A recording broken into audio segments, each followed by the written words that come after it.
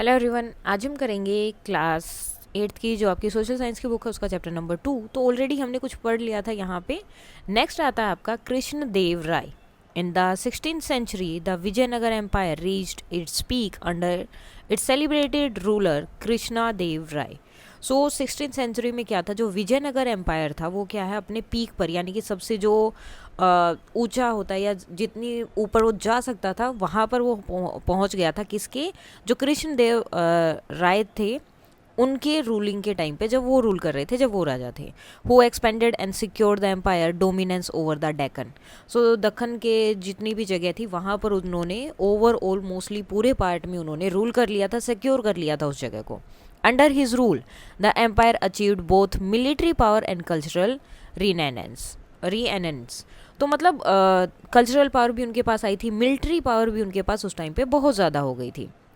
He patronized poets and scholars in Sanskrit, Telugu and Kannada. उन्होंने जो भी संस्कृत, तेलुगु या कन्नड़ के जो भी कवि थे उन सबको क्या किया, अपना जो है मतलब एक तरह से उनको संरक्षण दिया, उनको सिक्योरिटी दी कि आपको जैसे काम करना है करिए, जो आपको कविताएं बनानी है बनाइए, आपको मैं जो है आपकी सिक्योरिटी करूँगा, सिक्योर रखूँगा। He himself composed an epic poem in Telugu. उन्होंने खुद ने जो है तेलुगु में एक पोएम लिखी थी जिसका नाम है आमुक्त माल्यदा। तो आमुक्त माल्यदा उनकी खुद की पोएम है जो उन्होंने खुद कंपोज की थी on the story of the Tamil poet saint Andal. So Andal जो पोएट हैं आंडाल, उनकी स्टोरी है एक, उस पे उन्होंने इसको लिखा था। One section of the work is rajaniti royal policy where he expounded his ideas on good governance.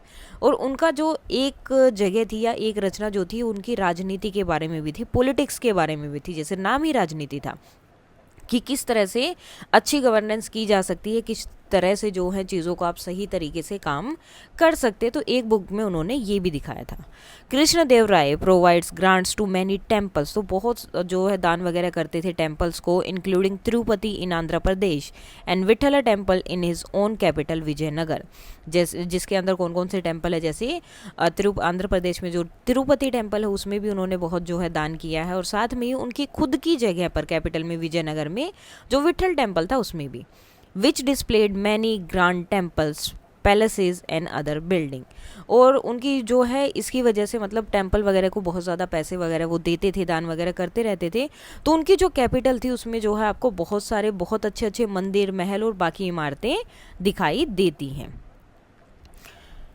सो ये यहाँ पर दिया है, ग्रेट होल है विठल टेम्पल का। Note the grandeur and intricacy of the architecture, in particular the finely sculpted monolithic pillars. अब ये जो पिलर्स हैं इनको अगर आप देखेंगे, their small column give out different musical notes. इनमें जो है अलग अलग नोट्स आती है, इसलिए इनका नाम म्यूजिकल पिलर्स भी रखा गया है।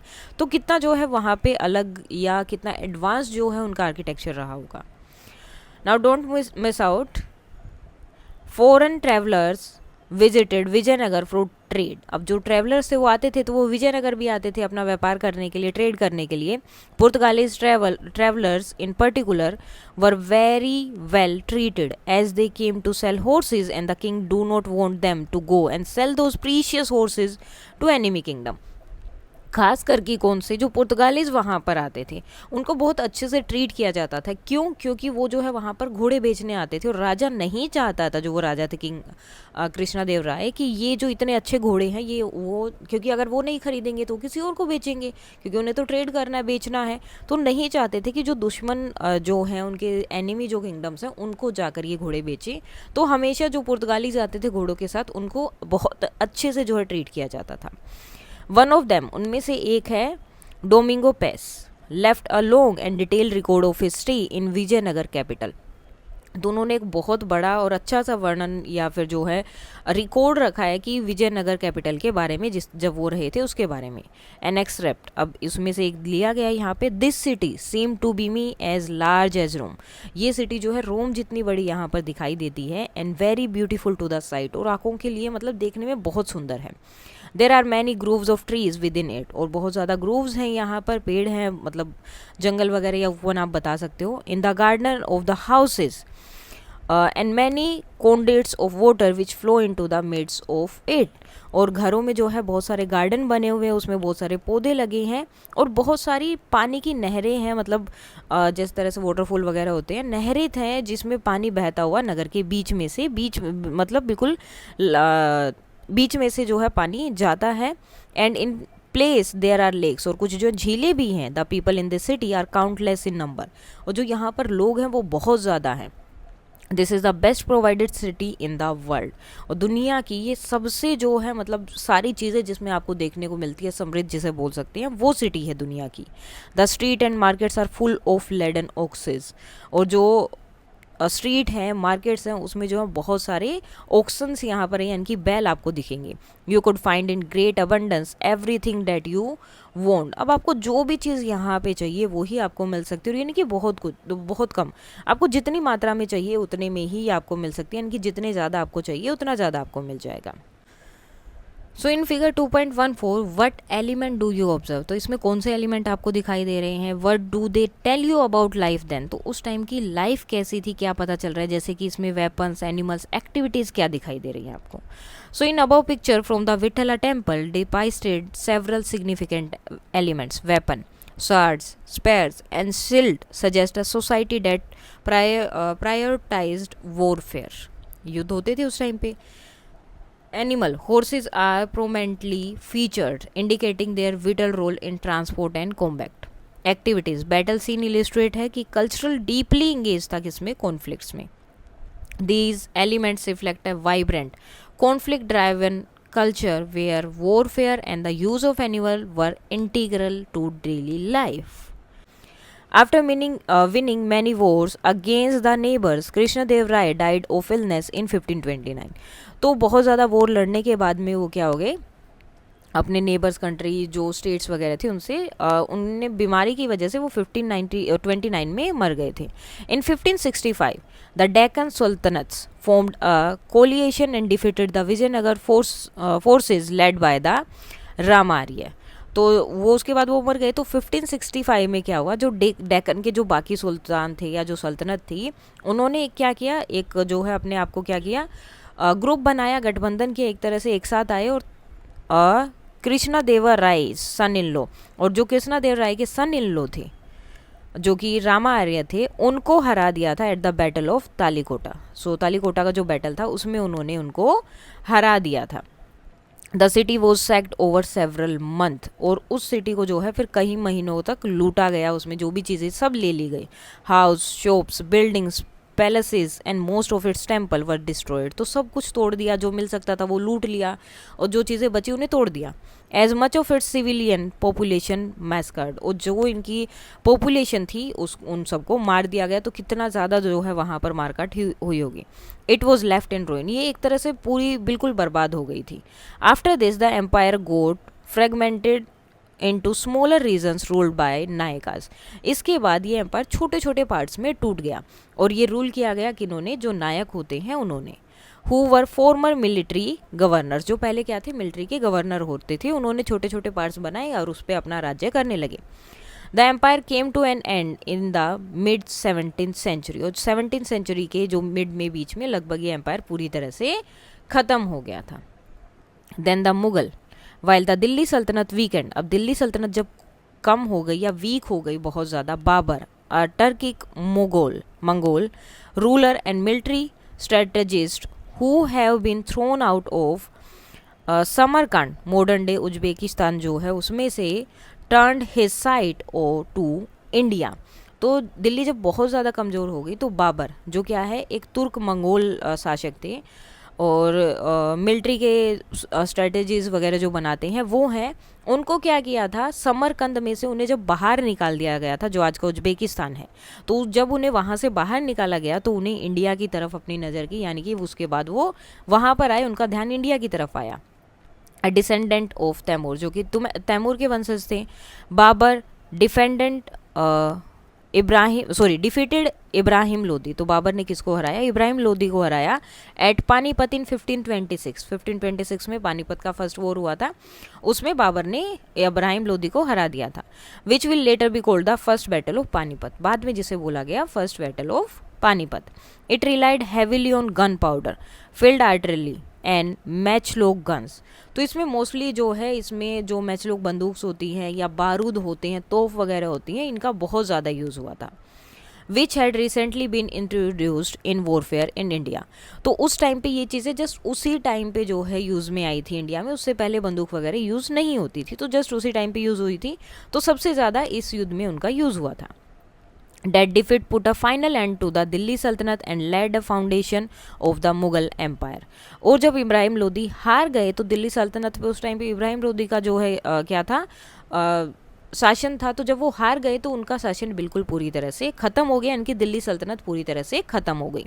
उसके बाद शुरू हुआ Mughal empire as Babur assumed control of the Delhi throne, क्योंकि उन्होंने जो है दिल्ली थ्रोन पे आकर, दिल्ली के शासन पर आकर अपना कंट्रोल बता दिया. Now Babur and India. Babur left a candid autobiography of great historical value, Baburnama. तो बाबरनामा के नाम से जो है एक ऑटोबायोग्राफी है जो बाबर ने खुद ही लिखी थी. ऑटोबायोग्राफी का मतलब जो खुद से लिखी होती है. तो एक वो जो है आत्मकथा उनकी है, ऑटोबायोग्राफी है बाबरनामा के नाम से. In it he comes out as cultural and intellectually curious. तो इनको जो है बाबरनामा में इन्होंने बहुत ही खुद को जो है संस्कृति कल्चर से प्यार करने वाले अच्छा दिखाया गया और बहुत ज़्यादा दिमाग वाला दिखाया गया, क्यूरियस दिखाया गया, चीज़ों के बारे में जो जानने चाहते हैं, बुद्धिमान बता रहे थे वो खुद को. विद द कीन एप्रिसिएशन ऑफ आर्किटेक्चर, जिसमें दिखाया गया कि आर्किटेक्चर को लेकर उनका जो है बहुत गहरा जो है, कीन मतलब बहुत अच्छा जो इंटरेस्ट है, गहरा एप्रिसिएशन था पोइट्री को लेकर, एनिमल को लेकर, सबको. Birds in particularly many of he listed in some detail, कुछ कुछ की जो उन्होंने डिटेल भी बताई है. And flora, fruits tree specially. तो हर चीज़ के बारे में उन्होंने बोला कि हर एक चीज़ में उनका मतलब हर चीज़ को बहुत अच्छी रुचि से देखते थे वो उसका, और कई जगह पर उन्होंने उसके बारे में लिखा भी है. But he was also brutal and ruthless conqueror. लेकिन वो बहुत ही ब्रूटल और रूथलेस जो है विजेता भी थे, जो मतलब उन्हें कोई फ़र्क नहीं पड़ रहा कौन मर रहे हैं कितने मर रहे हैं, तो बहुत रूथलेस थे. Slaughtering entire population of cities की जितनी पॉपुलेशन होती थी सबको मार देते थे. And slaving women and children, और स्लेव बना लेते थे बच्चों को और औरतों को. And taking pride in erecting tower of skulls made from the slaughtered people of plundered city. और उसके बाद वो क्या करते हैं, जो मरे हुए हैं उनकी स्कल से, यानी कि जो उनकी खोपड़ी होती है उससे जो है टावर बनाते थे. और वो टावर बना के उन्हें बहुत अच्छा लगता था, वो प्राउड फील करते थे. जो लोगों को उन्होंने मारा उनकी खोपड़ियाँ लेकर उनसे पूरा टावर बनाते थे.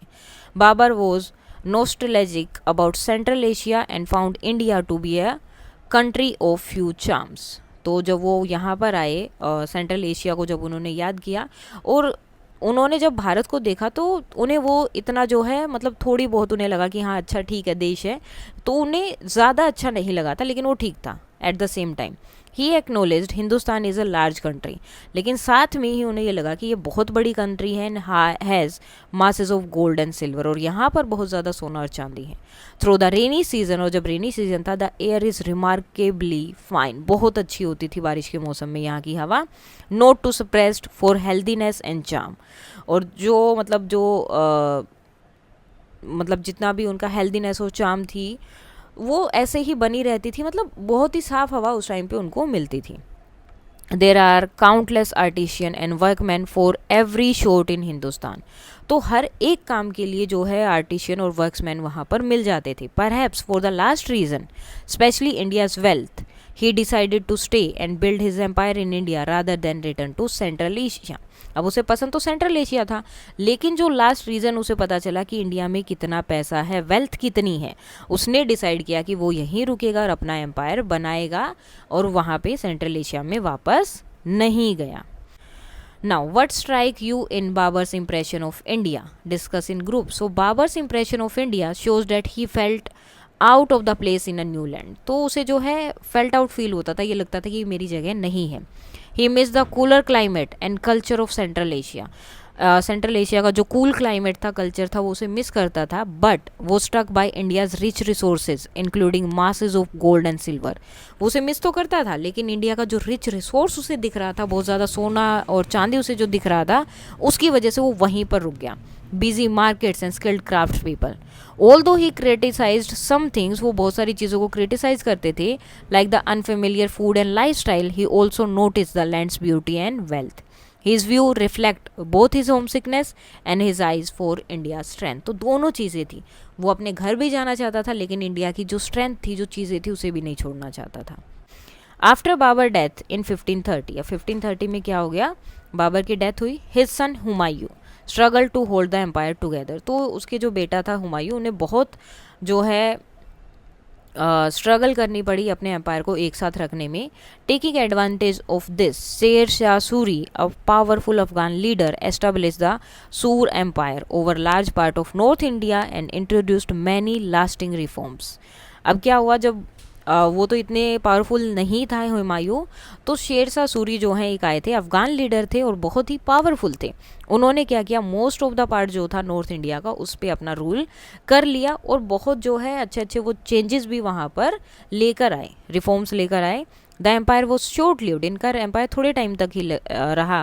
However as Humayun soon reconquered the lost ground, क्योंकि हुमायूं ने जल्दी वापस अपना राज्य उनसे ले लिया।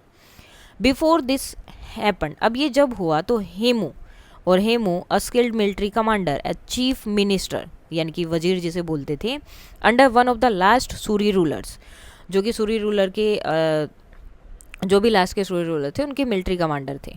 Capture Delhi and ruled it briefly under the royal name of Hemchandra Vikramaditya.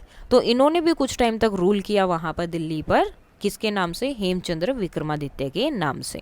दो enjoying some military successes, he was injured on a battlefield.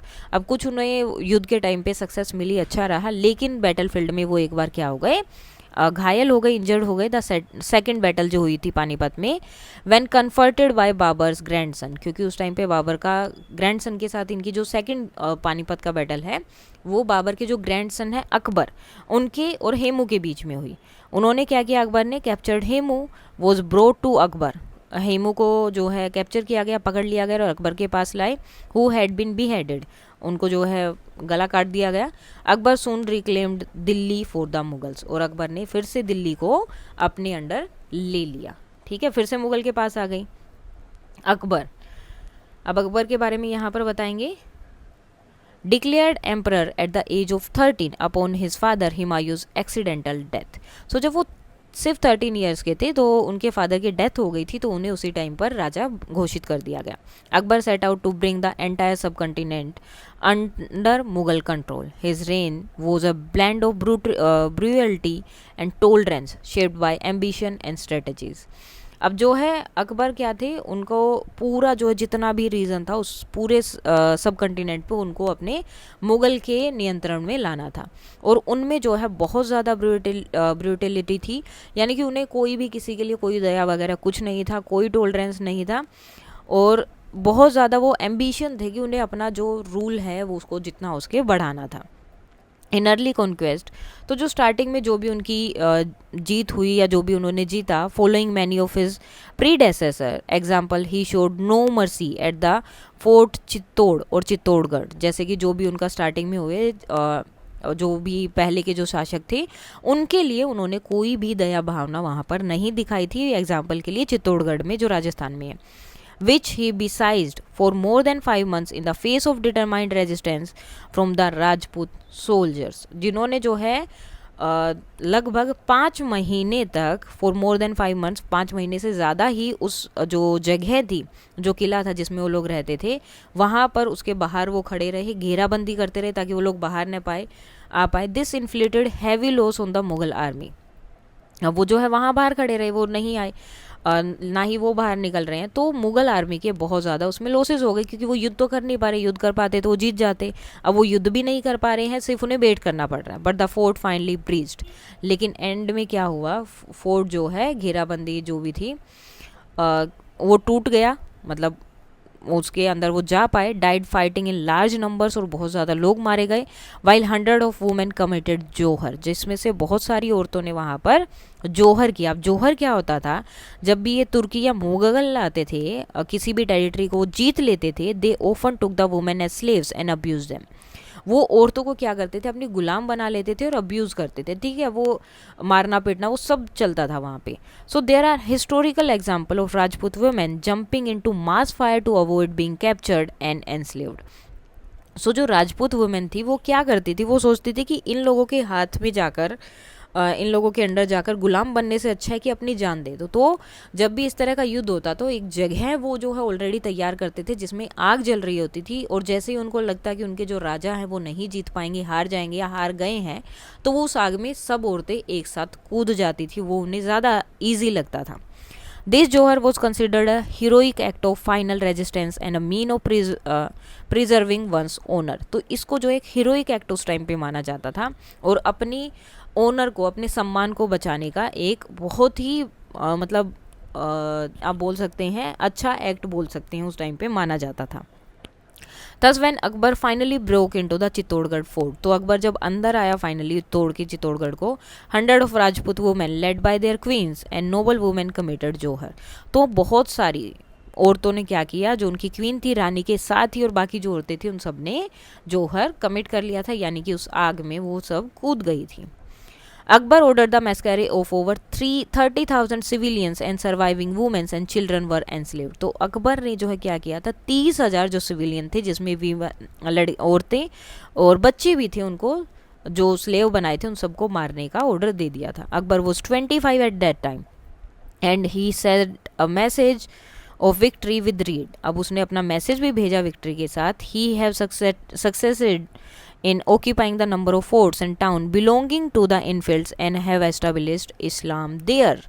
तो उन्होंने वहाँ पे क्या किया, अब जो अपना लेटर भेजा कि हमने जो यहाँ पर लोग रहते थे, जो काफिर यहाँ पर रहते थे, उनके किलों और नगरों पर कब्जा कर लिया, कि इतनी चीज़ें हमने उनकी जीत ली हैं।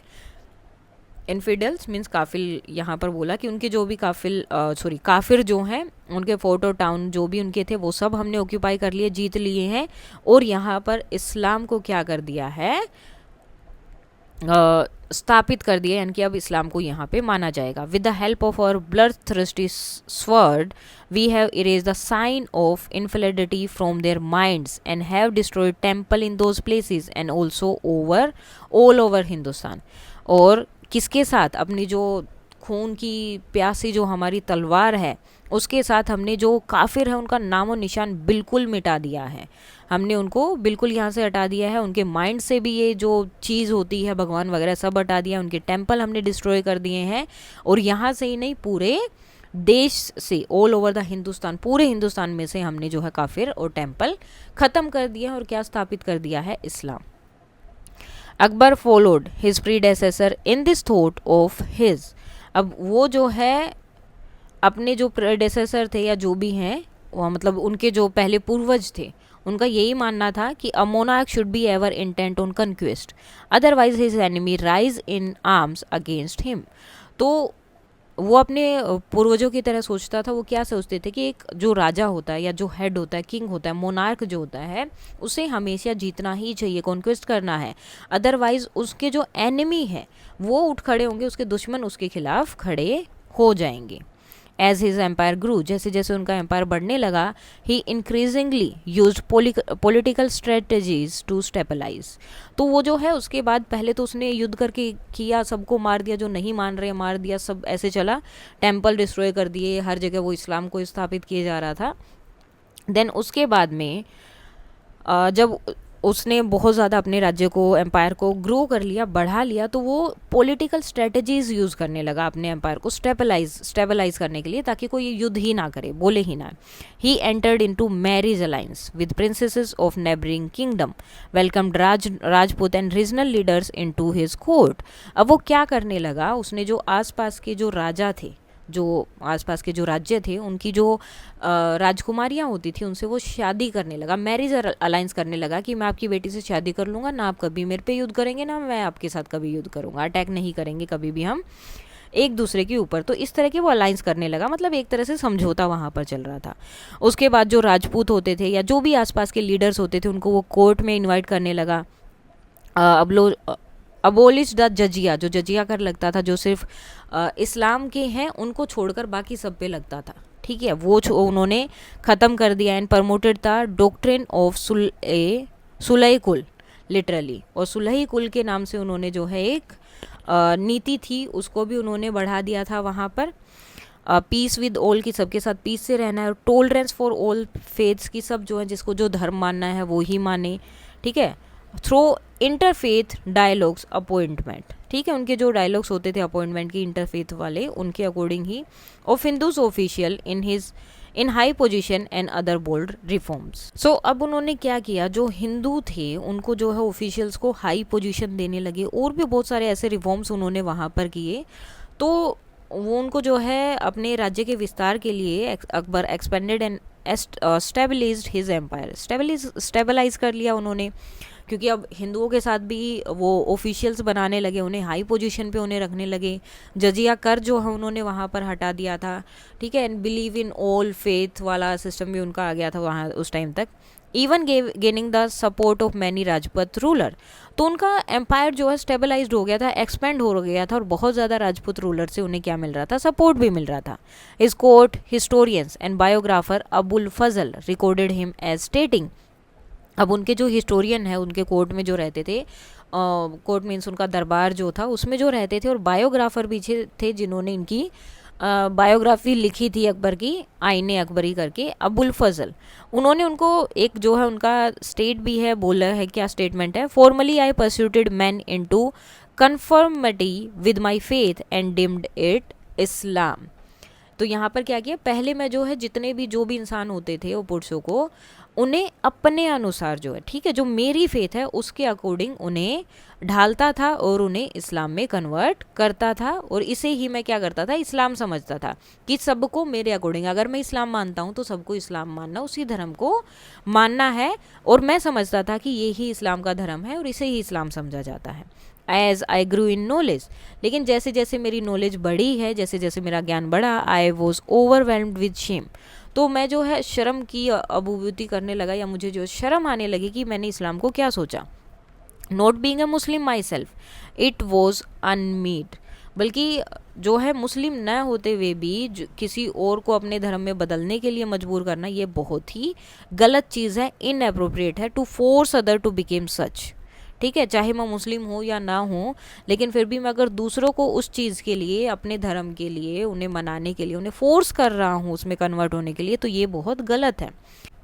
What constancy is to be expected from proselytes, means जो कन्वर्टेड पीपल है, तो उनसे आप किस तरह से उम्मीद कर सकते हो कि वो हमेशा यहीं पर रहेंगे ऑन कंपल्शन, कि वो सारी चीज़ें उसके अकॉर्डिंग ही करेंगे जैसे इस्लाम में होती है। जैसे कोई इंसान उसको दिल से मानता है और किसी को आपने फोर्सफुली उस चीज़ को मनवाया है, तो वो जब आपने किसी से फोर्सफुली करवाया तो वो पूरे मन से उस चीज़ को नहीं करेगा। His long rain lasted almost 50 years, तो 50 साल तक उनका जो है राज चला था। While it's middle period was relatively peaceful, और जो बीच का टाइम था वो बहुत ज़्यादा पीसफुल था। द फाइनल 15 ईयर्स, जो लास्ट की 15 ईयर्स से involve fresh military campaigns in Kashmir, Sindh and the Deccan and Afghanistan, और जो लास्ट के टाइम थे, अंतिम जो 15 ईयर थे, उसमें कश्मीर, सिंध, दक्कन और अफगानिस्तान में जो थे युद्ध वगैरह होने लगे थे, और उस टाइम पे चीज़ें ज़्यादा होने लगी थी। नाउ ये पेंटिंग है जिसमें अकबर जो है यहाँ बीच में बैठे हुए हैं, ठीक है, और ये उनका पूरा कोर्ट है, स्कॉलर्स हैं ड्रेस्ड इन ब्लैक, ये देखो जो मतलब हर एक धर्म के लोगों को इन्होंने यहाँ पर रखा था। ये जूस हो गए, ठीक है, इसमें कोई हिंदू होगा, कोई मुस्लिम होगा, तो सब लोगों के साथ वो सभा करते थे और सबके बारे में जानते थे कि क्या है क्या नहीं है।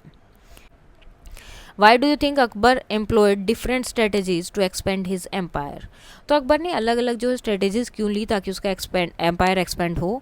While the earlier ruler of Delhi relied mostly on military might, जबकि ज़्यादातर जो है लड़ाई पे ही थे। So Akbar use various strategies to expand his empire focusing on method, तो बहुत सारे मेथड पे वो फोकस थे, बियॉन्ड मेयर मिलिट्री फोर्सेस, सिर्फ मिलिट्री फोर्सेस पे नहीं। हिज अप्रोच कौन कौन सी थी? Diplomacy, he engaged in negotiation and alliance to strength his position, so alliance करते थे, नेगोशिएशन करते थे कि दोनों जगह पे सही रहे। मैरिज अलाइंस हुए by marrying into local ruler families, he built ties with important regional powers. Sulhekul, this principle of religious tolerance helped him gain the loyalty of diverse group, including the Rajput. In contrast, earlier Delhi sultans primarily relied on military might, तो mostly उसी पे depend थे, which often result in instability, तो वो ज़्यादातर stable नहीं रह पाए एंड रिबेल होता रहा वहाँ पर। अकबर जो स्ट्रेटजीज थी वो मोर स्टेबल थी और एम्पायर को यूनाइट किया। Compare the map in figure 2.3, 2.12 and 2.16, what difference do you notice and what is the reshaping that has occurred, तो क्या क्या चीज़ें आपको दिखाई दे रही हैं, ठीक है। ये 2.3 है, पिक्चर यहाँ दिखाई दे रही है उस आपको। देन उसके बाद ये 2.12 वाली पिक्चर है जो विजयनगर एम्पायर आपको यहाँ दिखाई दे रहा है। देन उसके बाद है 2.16, ठीक है, ये जो मुगल का एम्पायर है वो वाला। तो क्या क्या डिफरेंस है? The map shows clear difference over time, display the Delhi Sultanate control mainly over northern India between the 13th and 15th century, तो उस टाइम पे दिल्ली सल्तनत जो है नॉर्दर्न इंडिया में ज़्यादातर कवर किया और रूल किया। While southern and eastern religion जो है वो अंडर इंडिपेंडेंट किंगडम में थे, होसास और ईस्टर्न गंगास वगैरह। 2.12 इलिस्ट्रेट करता है विजयनगर एम्पायर का डोमिनेंस हो गया साउथ में, बहामी सल्तनत जो है रूल हो गई दक्कन में, और गजपति किंगडम जो है ईस्ट में, reflecting a period of regional fermentation. 2.16 में दिखाई दे रहा है कि मुगल एम्पायर एक्सपेंड हो गया और कवर किया ज़्यादातर पार्ट ऑफ इंडिया का, किसके टाइम पे? अकबर और औरंगजेब के टाइम पे। Although some regional powers such as the Sikh in the northwestern tip and the Rajput continued to resist, तो वो उन्होंने कभी भी उनकी पावर को नहीं माना और हमेशा उनके लिए रेबिलियन करते रहे, विद्रोह करते रहे। The reshaping that occurred involved a shift from the Delhi Sultanate mainly northern focus, तो मेनली जो है नॉर्थ फोकस पे ही रहता था यहाँ पर, to the emergence of strong southern and eastern power like Vijayanagar and Gajapati, followed by the near unification of India under the Mughal, influenced by the invasion, religious regional resistance and the rise of new dynasties, तो ये सारी चीज़ें आती रही। ये 5 stories Panchmahal है फतेहपुर सिकरी में, city built by Akbar near present day Agra, तो आगरा के पास में उन्होंने ये अपना बनवाया था। नाउ डिस्पाइट बीइंग इलिटरेट, तो अकबर पढ़े लिखे नहीं थे, इलिटरेट थे वो। Akbar became keen to explore Persian and Indian text, तो उनका जो बहुत ज़्यादा इंटरेस्ट था चीज़ों में पर्शियन और इंडियन टेक्स्ट में समझने के लिए। Shows great interest in classical Indian thoughts and often invited scholars to his court, तो उनका बहुत ज़्यादा इंटरेस्ट था कि जो इसके लिए वो क्या करते थे कि जो इंडियन थॉट्स हैं वो किस तरह के, जो सोच विचार है या फिर जो फेथ्स हैं उनमें किस तरह की चीज़ें होती हैं, ठीक है, उसमें बहुत ज़्यादा रुचि थी। तो वो उसमें स्कॉलर्स को इनवाइट करते थे अपने दरबार में, उनसे चर्चा करते थे। ही एस्टेब्लिश्ड है हाउस ऑफ ट्रांसलेशन, उन्होंने एक पूरा जो है घर बनाया था जिसमें वो क्या करते थे, ट्रांसलेट करते थे चीज़ों को, उसमें जो उर्दू या उनकी जो भी लैंग्वेज थी उसमें। At Fatehpur Sikri where he was major Sanskrit text translated into Persian including the Mahabharata, और यहाँ पर इन्होंने जो है संस्कृत के टेक्स्ट से जो महाभारता थी उसको पर्शियन में पूरा का पूरा क्या किया था, चेंज करवाया था, पूरा का पूरा फारसी में, मतलब वो कौन सी लैंग्वेज का यूज़ करते थे, फारसी, तो उसमें पूरा का पूरा उन्होंने उसका अनुवाद करवाया था। राजमम्मा इन पर्शियन और द बुक ऑफ वॉर और Ramayana with 176 beautiful miniature painting, और साथ में पेंटिंग्स भी बनवाई, the Bhagavad Gita and the Panchatantra, तो ये सारी बुक्स को इन्होंने क्या किया, पर्शियन में फारसी लैंग्वेज में क्या किया, चेंज किया। अकबर सन, अब अकबर के जो सन से Jahangir, shared with his father a love for art and architecture and tried to expand the empire into the Deccan, तो अकबर के जो बेटे थे जहांगीर वो भी अकबर की तरह ही जो आर्ट और आर्किटेक्चर है उसमें बहुत ज़्यादा जो है मतलब उसमें इंटरेस्ट था, उनको अच्छा लगता था, और उन्होंने दक्कन की तरफ अपने एम्पायर को और ज़्यादा बढ़ाया। हिज सन, अब जो जहांगीर के सन थे शाहजहाँ, फोर्ट सेवरल रेबेलियन, उन्हें उनके टाइम पे बहुत ज़्यादा क्या होने लगे, विद्रोह होने लगे, उन्होंने बहुत ज़्यादा विद्रोह जो है वहाँ पे झेला। And his best remembered as the builder of the Taj Mahal at Agra. और उनको जो है याद किया जाता है कि उन्होंने क्या किया था, आगरा में ताजमहल बनाया था, उसके लिए उन्हें सबसे ज़्यादा याद किया जाता है। The Taj Mahal is even today recognised as one of the great architecture marvel of the world.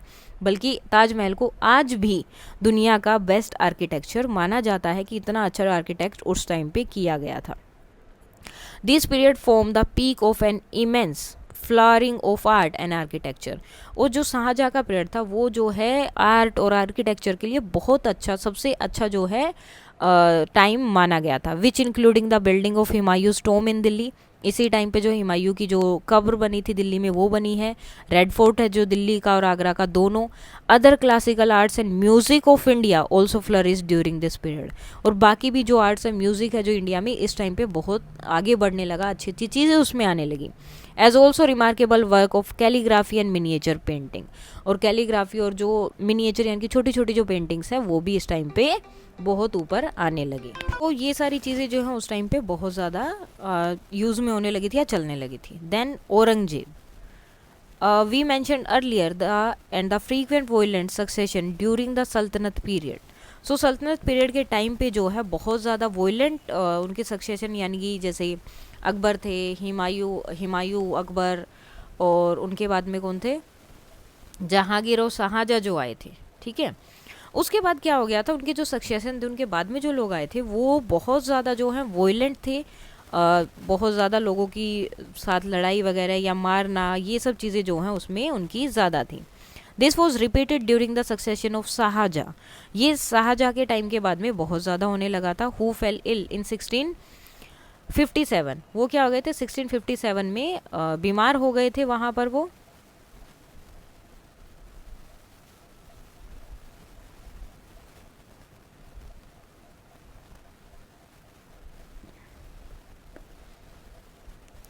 We mentioned earlier the frequent violent succession during the सल्तनत पीरियड। सो जैसे कि पहले भी बताया है कि वहाँ पे बार बार वॉयलेंट हिंसा ज़्यादा होती थी, लोगों के मारपीट वगैरह वो ज़्यादा चलता था। This was repeated during the succession of Shah Jahan. तो शाहजहाँ के जो उत्तराधिकारी बने थे उन टाइम पे भी ये बहुत ज़्यादा होने लगा।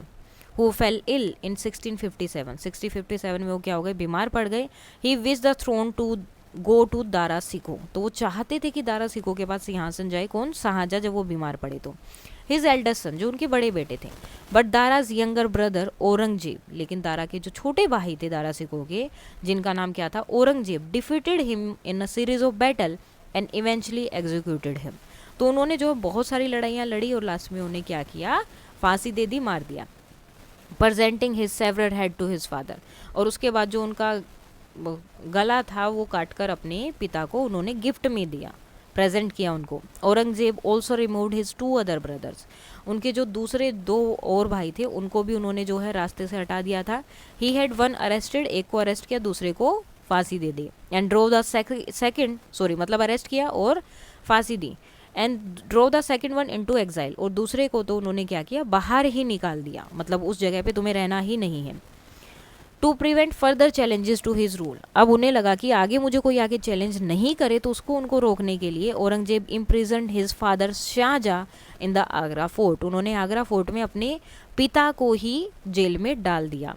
Where he remained until his death, और वहाँ पर जब तक वो मर नहीं गए तब तक वो वहीं थे। औरंगजेब क्राउंड हिमसेल्फ एम्परर इन 1658। तो औरंगजेब ने खुद को 1658 में क्या किया, राजा बना दिया, घोषित कर दिया। And named himself Alamgir.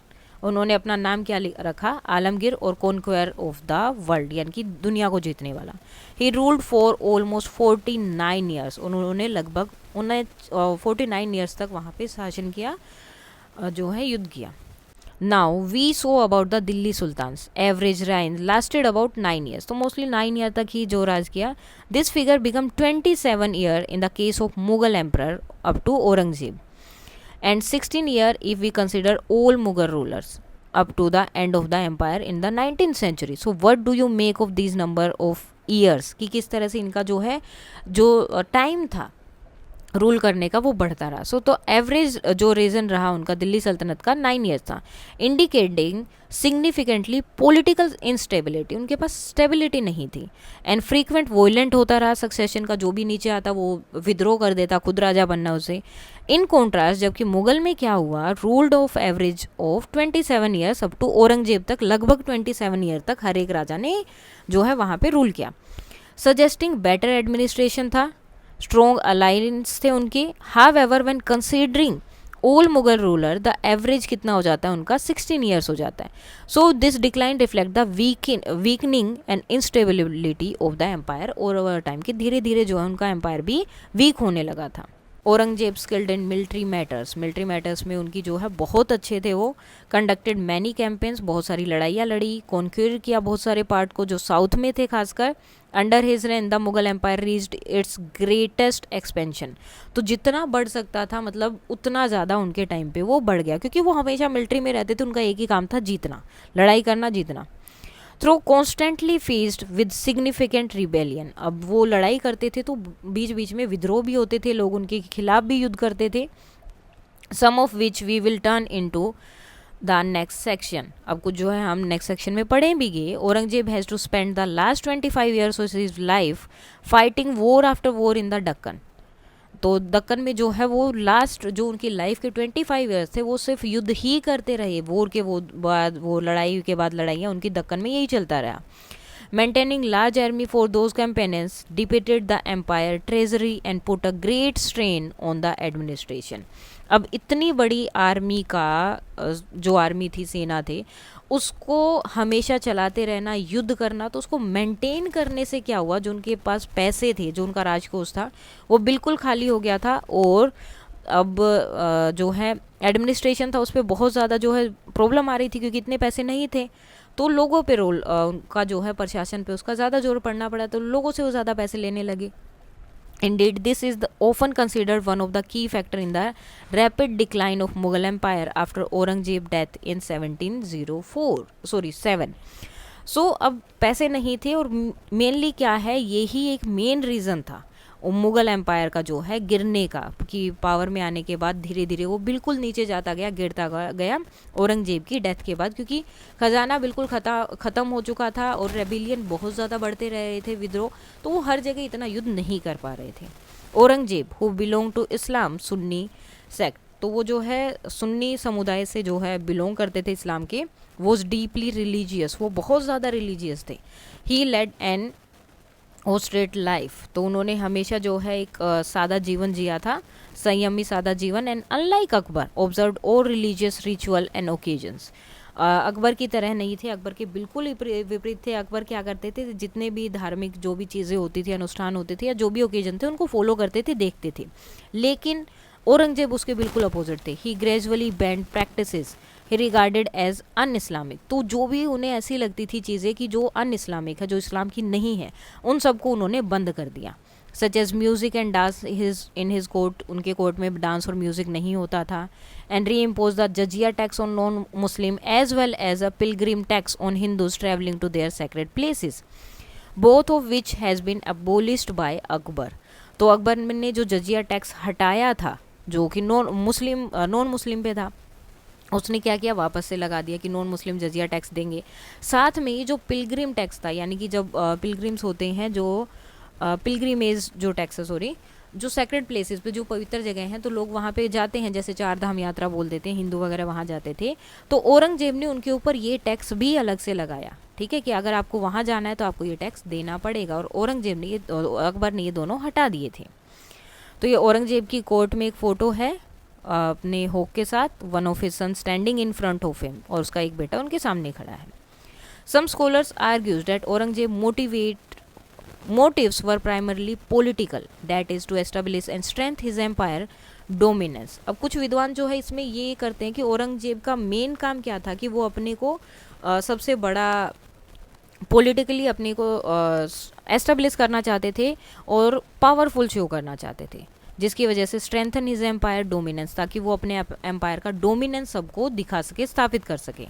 They also give example of grants and assurance of protection he give of some temples, वो जो है कुछ एग्जाम्पल भी देते हैं कि उन्होंने बहुत सारे टेम्पल्स को पैसे भी दिए, प्रोटेक्शन भी प्रोवाइड करवाया है, while politics did play a part in his decision. तो पॉलिटिक्स ने भी एक पार्ट जो है उसमें प्ले किया है उस चीज़ में। औरंगजेब्स ओन फरमान, लेकिन औरंगजेब के जो फरमान होते थे यानी कि उसके जो आदेश थे, फरमान मीन्स वहाँ पे फरमान बोला जाता है, जो ऐलान उन्होंने किए, जो ऑर्डर्स उन्होंने दिए, make his personal religious motive clear too. उनके जो फरमान होते थे खुद के, उनसे साफ पता चलता है कि उनके पर्सनल रिलीजियस मोटिव थे जो क्लियर हो जाते हैं उनको सुन के।